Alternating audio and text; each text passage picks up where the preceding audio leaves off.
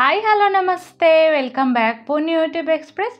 ఈరోజు మన special recipe summer స్పెషల్గా కస్టర్డ్ కుల్ఫీని చేసి చూపించబోతున్నాను। ఇది చేయడం చాలా ఈజీ అండి, ఇంట్లో ఉండే వాటితోనే చేసుకోవచ్చు। టేస్ట్ చాలా బాగుంటుంది, ఒకసారి ట్రై చేసి చూడండి, మీకే అర్థమవుతుంది ఎంత సింపుల్ అని, ఎంత టేస్టీగా ఉందనేది అర్థమవుతుంది। ఇంట్లో ఉండే వాటితోనే ఈ విధంగా చేసి ఇచ్చారంటే పిల్లలకి హెల్త్కి చాలా మంచిది, అలాగే టేస్ట్ కూడా చాలా బాగుంటుంది। లేట్ చేయకుండా ప్రాసెస్లోకి వెళ్ళిపోదాం। ముందుగా మన ఛానల్ని సబ్స్క్రైబ్ చేసుకోండి।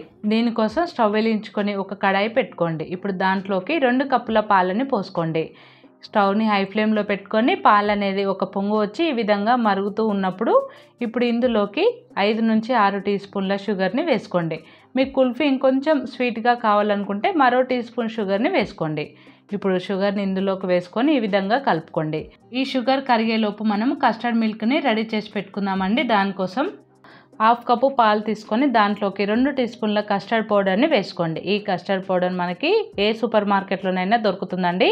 ఇప్పుడు ఇది ఉండలేమి లేకుండా బాగా ఈ విధంగా కలుపుకోండి। ఈ విధంగా కలుపుకున్న కస్టర్డ్ మిల్క్ని పక్కకు పెట్టుకోండి। చూడండి, మనకి పాలల్లో షుగర్ బాగా కరిగిపోయింది కదా। ఈ విధంగా కరిగిపోయిన తర్వాత ఇప్పుడు ఇందులోకి పావు టీ స్పూన్ ఇలాచీ పౌడర్ వేసుకోండి। చిటికెడంత కుంకుమ పువ్వు వేసుకోండి, మీ దగ్గర ఉంటే వేసుకోండి, లేదంటే స్కిప్ చేయండి, ఇది పూర్తిగా ఆప్షనల్। ఇది వేసుకొని అంతా ఒకసారి కలుపుకోండి। ఈ విధంగా కలుపుకున్న తర్వాత మనం ఆల్రెడీ కస్టర్డ్ మిల్క్ని రెడీ చేసి పెట్టుకున్నాం కదా, దాన్ని పాలలోకి ఈ విధంగా కొద్దిగా పోసుకుంటూ కలుపుకోండి। ఈ విధంగా కలుపుకున్నారంటే ఉండలేమి లేకుండా పాలల్లో బాగా కలిసిపోతుంది। స్టవ్ని మీడియం ఫ్లేమ్లో పెట్టుకొని 1 నుంచి 2 నిమిషాలు దీన్ని ఉడికించుకోండి।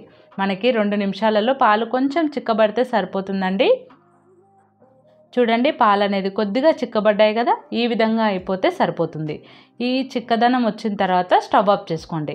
స్టవ్ ఆఫ్ చేసుకొని ఈ కస్టర్డ్ మిల్క్ పూర్తిగా చల్లారనివ్వండి। చూడండి, ఇక్కడ మనకి కస్టర్డ్ మిల్క్ అనేది పూర్తిగా చల్లారిపోయిన తర్వాత చూపిస్తున్నాను చూడండి। ఈ విధంగా చల్లారిపోయిన తర్వాత ఇప్పుడు ఐస్ మోల్డ్స్ని తీసుకొని దాంట్లోకి మనం ప్రిపేర్ చేసి పెట్టుకున్న కస్టర్డ్ మిల్క్ని పోసుకోండి। మీ దగ్గర ఐస్ మోల్డ్స్ లేకపోతే స్టీల్ గ్లాస్నైనా వాడుకోవచ్చండి। స్టీల్ గ్లాస్లో కూడా ఈ విధంగా కస్టర్డ్ మిల్క్ని పోసుకొని ఒక స్టిక్ పెట్టుకొని డీప్ ఫ్రిడ్జ్లో పెట్టుకున్న మనకి కుల్ఫీ అనేది రెడీ అయిపోయింది।